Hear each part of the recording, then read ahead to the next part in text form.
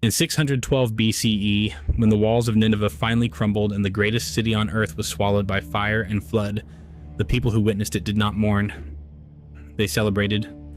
Across the ancient Near East, in Babylon, in Egypt, in Judah, in the highlands of Media, people who had spent generations under Assyrian terror received the news not with grief, but with collective relief. The Hebrew prophet Nahum called Nineveh a city of blood, though it should be noted that Nahum was theological polemic, not neutral testimony, which makes his words evidence of Judean trauma under Assyrian domination as much as historical observation. That distinction matters, but it doesn't weaken the point. The fact that such polemic existed, was written down, and survived tells you something real about the depth of feeling. An empire that had stretched from the Persian Gulf to the Nile Delta, that had pioneered virtually every technique of imperial control the ancient world would ever know, that empire vanished, and almost no one grieved. That is the story worth telling. Not just how Assyria fell, but why its collapse was so total, so final, and so widely welcomed. To understand that, you have to understand what Assyria actually was. Not as a name in a history book, but as a system. A functioning engineered machine of conquest and control that worked brilliantly until the very mechanisms that made it powerful became the instruments of its destruction. This is the story of the world's first true military superpower. The land that would become Assyria was not obviously destined for greatness. Situated in the upper Tigris River Valley, in what is today northern Iraq, the Assyrian heartland was a small strip of territory hemmed in by mountains, open steppe, and powerful neighbors. The city of Ashur sat on a rocky promontory above the Tigris, functioning for most of the second millennium BCE, primarily as a trading hub. Assyrian merchants operated colonies as far as Anatolia. This was a civilization built on commerce, not conquest, but geography shaped ambition. Surrounded by competitors and periodically dominated by stronger neighbors, the Assyrians developed a generational familiarity with organized violence. When the Bronze Age collapsed around 1200 BCE and took most of the Eastern Mediterranean's palace economies with it, Assyria survived, damaged, reduced, but intact. In the chaos that followed, they began to reorganize. The Neo-Assyrian Empire begins formally around 911 BCE with Adad-nirari II. What he represented was not a sudden explosion of power.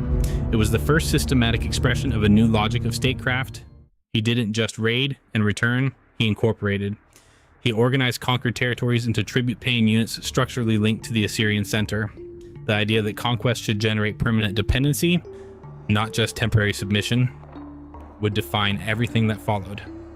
It was Ashurnasirpal II, reigning from 883 to 859 BCE, who transformed Assyria into something altogether more alarming. His royal inscriptions are remarkable for their clinical pride and atrocity. Enemies who resisted were flayed alive, impaled on stakes outside their cities, or piled into towers of severed heads, left as permanent landmarks along conquered roads. These were not accidents of war. They were deliberate, documented, and publicized as policy.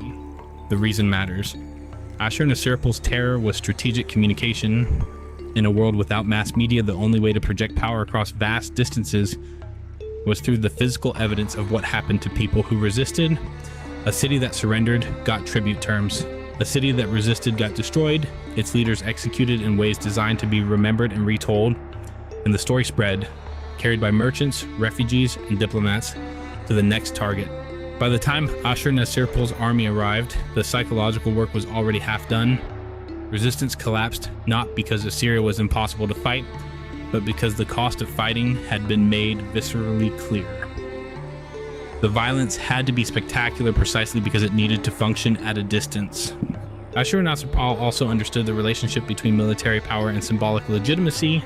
He moved the capital from Ashur to a newly constructed city called Kalhu, known today as Nimrud, building it on a massive scale with ziggurat temples, royal palaces, and sculptural programs depicting him in idealized combat, hunting lions, and receiving tribute from the known world. The palace at Kalhu was statecraft through architecture, a physical argument for Assyrian supremacy that every foreign diplomat was meant to internalize. The message matched the battlefield. Submission was not humiliation. It was the only rational response to a power this absolute. His son Shalmaneser III pushed further west. His campaigns into Syria and the Levant were less a series of wars than an institutionalized process of extraction. The decisive test came at the Battle of Karkar in 853 BCE, where a coalition of Levantine states, including Damascus, Hamath, and Israel, managed to halt his advance. His own annals claim victory, as royal inscriptions always do, but the absence of permanent conquest tells the real story. What Karkar actually demonstrated was something strategically important. The states on Assyria's western frontier had understood, earlier than most, that individual resistance was suicide, but collective resistance was possible. They had pooled armies across political and ethnic lines specifically to neutralize the Assyrian advantage. That kind of coordinated response would take generations to reemerge, but when it did, at the end of the empire, it would be decisive. Karkar was the first proof of concept. Then the empire fractured. Shalmaneser's reign ended in civil war, and Assyria entered decades of instability. This was the first clear signal of a structural vulnerability that would eventually prove fatal. The tension between the king's authority and the power of the great provincial governors who commanded armies, controlled territory, and had their own ambitions. The tension was suppressed, not resolved, and the man who finally addressed it would change the empire permanently. Tiglath-Pileser III seized the throne in 745 BCE, almost certainly through a coup backed by military factions frustrated with weak central rule. He arrived with diagnostic clarity about Assyria's problems and the ruthlessness to fix them. The key issue was structural. Provincial governors had accumulated resources and armies that made them potentially more powerful than the king himself. Tiglath-Pileser broke the large provinces into smaller units, cutting each governor's resource base. He replaced hereditary local rulers with appointed Assyrian officials who served at royal pleasure, meaning they could be dismissed, reassigned, or executed if they showed disloyalty. Most decisively, he built a professional standing army, trained full-time, paid by the state, equipped with standardized weapons supplied through a centralized logistics system. This replaced the old model of seasonal levies from the farming population. Under the old system, an army was effectively a temporary coalition, assembled in spring, deployed in summer, dissolved when the harvest needed men back. Under the new model, the army was a permanent institution. An army with no harvest to return to, paid and deployed entirely by the crown, has no structural reason to resist orders. It goes where the king commands for as long as needed. Combined with iron weapons, specialized siege engineers, and the logistics infrastructure capable of sustaining campaigns across hundreds of miles, the Assyrian military machine became effectively unanswerable on open ground. But what made it truly revolutionary was what it could do against cities. Before Assyria, a walled city was a near-perfect defense. Siege warfare was slow, expensive, and usually failed. The Assyrians systematically dismantled that assumption. Their siege engineers built massive earthen ramps directly against city walls, allowing infantry and battering rams mounted on wheeled siege towers to assault the fortifications at height. Simultaneously, undermining teams dug beneath the walls to collapse foundations, while archers and slingers on elevated platforms suppressed defenders. These were not sequential tactics. They ran simultaneously, forcing defenders to respond to multiple lethal threats at once. The psychological effect was as important as the physical one. When a city's population watched Assyrian engineers begin constructing a siege ramp outside their walls, they understood what it meant. The question was never whether the wall would fall. It was how long they could hold out before it did. That calculation, repeated across hundreds of cities over 2 centuries, is what built the empire. He also systematized mass deportation on an unprecedented scale. When a conquered people were relocated, sometimes hundreds of thousands of them, to a distant part of the empire, and replaced by equally disoriented populations from elsewhere, several things happened at once. They lost the social networks and local geography that made resistance possible. They became dependent on the Assyrian apparatus for survival. The homeland they left behind, repopulated with strangers, was neutralized as a future base for revolt. In the coldest analytical terms, it worked. It was also one of the most deliberately dehumanizing governance tools the ancient world had yet produced. Not incidentally cruel, but systematically so, because the cruelty was the function. Tiglath-Pileser applied it across Syria, the Levant, and Babylonia.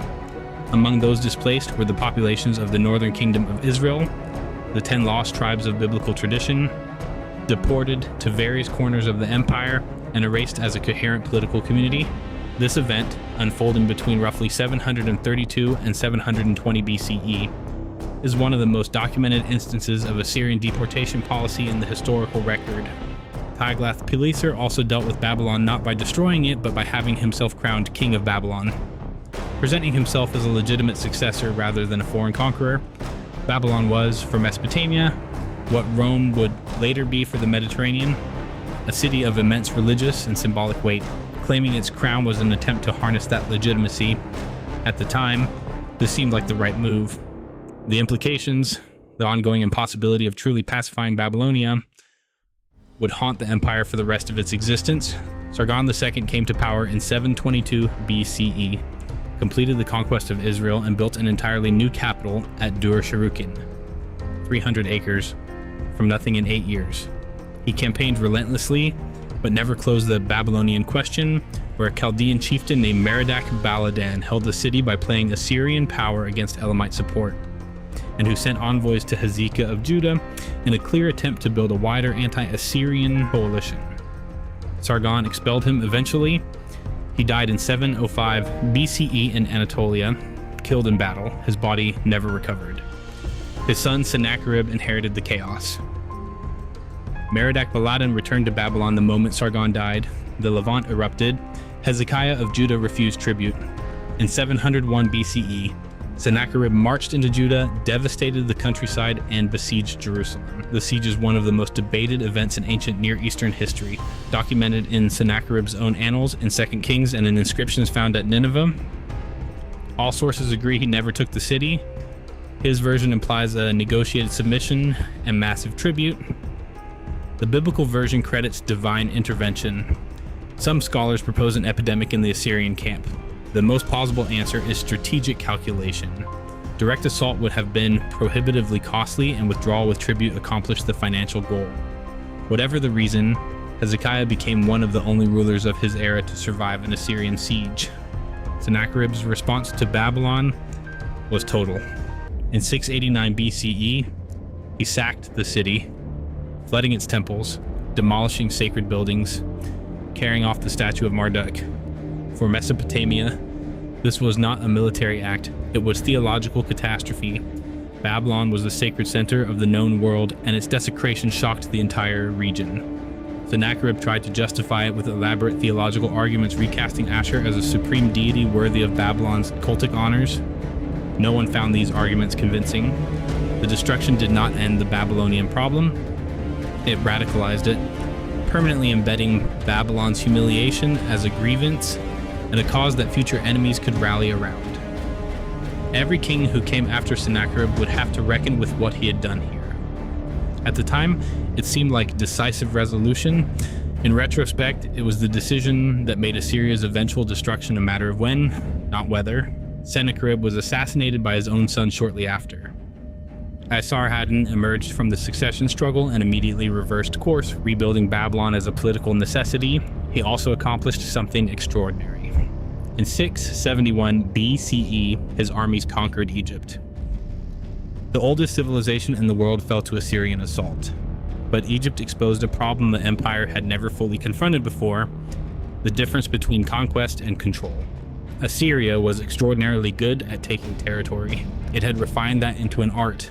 What it could not do was govern Egypt at a distance of over 1,000 miles from the Assyrian heartland, across desert and sea, through a culture with its own ancient administrative traditions and a population with no inclination toward compliance. Egypt slipped away within a generation. The lesson that the empire had reached a territorial scale beyond what its administrative model could sustain went unlearned. Esarhaddon died in 669 BCE on a campaign to reconquer it. Ashurbanipal inherited the empire at its maximum extent. He was simultaneously its greatest intellectual patron and one of its most brutal commanders. A pairing that tells you something important about what the Assyrian system had become. He built the library of Ashurbanipal at Nineveh, a systematic collection of cuneiform tablets from across the known world. Scribes were sent across the empire with instructions to copy every significant text they could find. It is the reason we have the Epic of Gilgamesh today, preserved in a city that Ashurbanipal's enemies would eventually burn to the ground. His campaigns were equally defining. He destroyed the Elamite capital of Susa and crushed a 4-year revolt, 652 to 648 BCE, led by his own brother Shamash Shum-Ukin. the governor of Babylon, who had organized a massive coalition of Babylonians, Elamites, and Arabs against Assyrian rule. Ashurbanipal won. But historians who date the empire's fatal turning point to Ashurbanipal's death in 627 BCE are, in this respect, looking at the wrong moment. The Brother Revolt is the real inflection point. It demonstrated that the deportation system, the provincial restructuring, the professional army, none of it had produced loyalty. It had produced compliance held together entirely by force. The moment a credible internal challenger emerged, half the empire defected to support him. Ashurbanipal spent 4 years and enormous resources winning back territory that should never have been at risk. He won the war. He could not win back what the war had revealed. Elam's destruction made things worse in ways not immediately obvious. It removed the one buffer state that had stabilized Assyria's eastern frontier for generations. With Elam gone, the empire's border was directly exposed to the Medes, consolidating power in the Zagros Mountains, watching and learning. Ashurbanipal had eliminated a counterbalance that served Assyrian strategic interests better intact than destroyed. It is a pattern visible across the late empire. Assyrian victories consistently created new vulnerabilities. Every frontier secured opened another. Every rival destroyed removed a buffer. Meanwhile, the system had been running at maximum capacity for decades. Constant campaigns generated tribute that funded more campaigns. But the administrative cost of holding territory from Egypt to Iran left no reserve. The machine had no margin for error. Ashurbanipal died around 627 BCE. His sons contested the succession. Provinces detached, and in Babylon, rebuilt under Assyrian oversight, quietly accumulating resources, a Chaldean prince named Nabal-Pileser declared independence in 626 BCE. Within 15 years of Ashurbanipal's death, the entire structure was gone. Nabal-Pileser was methodical. He avoided engagement where Assyrian logistics and siege warfare gave the advantage, consolidating the south while building an alliance with the Medes. Cyaxares had spent a generation watching Assyria raid and deport his people and had built his own military in response, adapting Assyrian organization and adding cavalry-based warfare. When the two kings formalized their coalition, the result was something the Assyrian system had never encountered: a coordinated two-front attack by enemies who had studied how the empire fought and organized specifically to defeat it. In 614 BCE, Cyaxares took Ashur, the religious heart of the empire, the city from which Assyria took its name and its god. Nabal-Pileser arrived after the battle and celebrated over the ruins. 2 years later, the combined forces descended on Nineveh. The siege lasted 3 months. The Babylonian chronicles describe a flood that breached the walls. The Assyrian king, Sennacherib, died in the fall. Nineveh was sacked, burned, and abandoned. A remnant force under Ashurnasirpal II retreated to Haran with Egyptian support. The Egyptians now propping up the empire that had conquered them 40 years earlier because the Babylonian alternative looked worse. It changed nothing. Haran fell in 610 BCE. The last Assyrian army ceased to exist. At the Battle of Carchemish in 605 BCE, Nebuchadnezzar II destroyed the final Egyptian-Assyrian force. The Neo-Assyrian Empire was finished. What makes the collapse analytically striking is not just its speed, but its totality. Most empires leave institutional residue, successor states, cultural continuities, administrative frameworks that outlast the center. Assyria left almost nothing. Nineveh was buried under its own rubble within a generation, and within 2 generations so thoroughly forgotten that Alexander the Great's army marched past the ruins without knowing what city they were. The reason is structural. The empire had no civic identity beneath the force. No one ruled by Assyria had ever been given a reason to want it to survive. Every subject who submitted out of fear became a potential enemy the moment that fear dissolved. The economic architecture made this worse in a way that went largely unnoticed until it was too late. Assyrian imperial finance was structurally predatory. Conquered territories paid tribute heavily in their first generation of subjugation, but sustained extraction degraded their agricultural output and disrupted trade networks, meaning each province's value declined over time. The empire compensated by conquering new territories, which is why expansion was not ambition, it was load-bearing. The system required a new conquest to fund the cost of holding old ones. When the frontier stopped moving, when Egypt proved ungovernable and the eastern border hit the Median Wall, the financial logic collapsed inward. The army still needed paying, The campaign still needed funding, but the base generating that revenue had shrunk. The machine had been consuming itself for decades without anyone having the structural ability to stop it. The failures then compounded. Royal authority and the professional army fractured simultaneously, leaving no institution capable of organizing defense. The provincial restructuring that had prevented internal revolt also prevented coordinated resistance. And that equation, maximum extraction from a degrading base, had no solution inside the system's own logic. What Assyria left behind is immense. The systems it invented, provincial administration, professional armies, centralized logistics, mass population management, were not destroyed with Nineveh, they were inherited. The Neo-Babylonian Empire borrowed Assyrian administrative architecture wholesale. The Achaemenid Persians went further. The satrap system, dividing empire into governed provinces under appointed officials, is Tiglath-Pileser III's innovation in a Persian name. The template outlasted the empire that created it. The library of Ashurbanipal, buried under Nineveh's rubble, preserved texts that would otherwise have been lost entirely. When British archaeologists excavated the site in the 19th century, Austin Henry Layard, beginning in 1845, they recovered tens of thousands of cuneiform tablets, giving modern scholarship its foundational access to ancient Mesopotamian literature, law, and science. The Epic of Gilgamesh survived because a king who destroyed cities also ordered every significant text in the world copied and stored. Fear, as a governing strategy, has one irreducible structural weakness. It requires constant renewal. The moment it fades, when the army weakens, when the king is uncertain, when revolts multiply faster than they can be suppressed, it converts instantly into its opposite. The accumulated hatred of generations releases all at once. That is what happened in 612 BCE. Nineveh fell, and no one came to save it because no one wanted it saved. The world's first military superpower rose through terror, peaked through bureaucratic genius, and collapsed under the weight of its own logic. It built an empire that everyone feared and no one would defend. And then, quietly, over the centuries that followed, the world rebuilt itself using everything Assyria had invented.